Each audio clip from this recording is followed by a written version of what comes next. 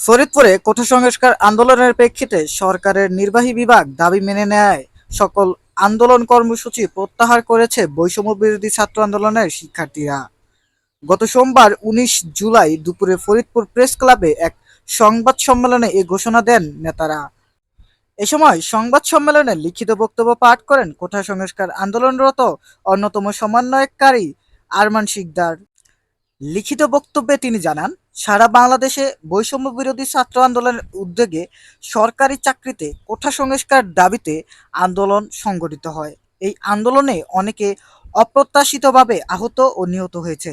এছাড়াও রাষ্ট্রীয় অনেক সম্পদ, মেট্রো রেল, এলিভেটেড এক্সপ্রেসওয়ে, সেতু ভবন, বাংলাদেশ টেলিভিশন ভবন সহ গুরুত্বপূর্ণ স্থাপনায় হামলা ও অগ্নিসংযোগ ঘটনা ঘটেছে, যা কখনোই কাম্য নয়।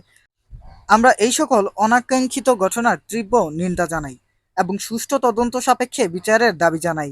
তিনি আরও বলেন, আমাদের প্রধান দাবি ছিল কোঠার যৌক্তিক সংস্কার, যা ইতিমধ্যেই সরকার আপিল বিভাগে নির্দেশে জনপ্রশাসন মন্ত্রণালয়ের মাধ্যমে প্রজ্ঞাপন আকারে জারি করেছে। এখন সব ধরনের চাকরিতে ৯৩% মেধা কোটা, ৫% মুক্তিযোদ্ধা কোটা, ২% অন্যান্য, যা সাধারণ শিক্ষার্থীরা সদরে গ্রহণ করে। এই জন্য গণপ্রজাতন্ত্রী বাংলাদেশ সরকার এবং মাননীয় প্রধানমন্ত্রীকে অশেষ ধন্যবাদ ও কৃতজ্ঞতা। আমাদের শিক্ষার্থীদের যৌক্তিক দাবি সরকার কর্তৃক পূরণ হওয়ায় বৈষম্য বিরোধী ছাত্র আন্দোলন ফরিদপুরের উদ্যোগে যে সমস্ত আন্দোলন কর্মসূচি গ্রহণ করা হয়েছিল তা প্রত্যাহার করা হলো।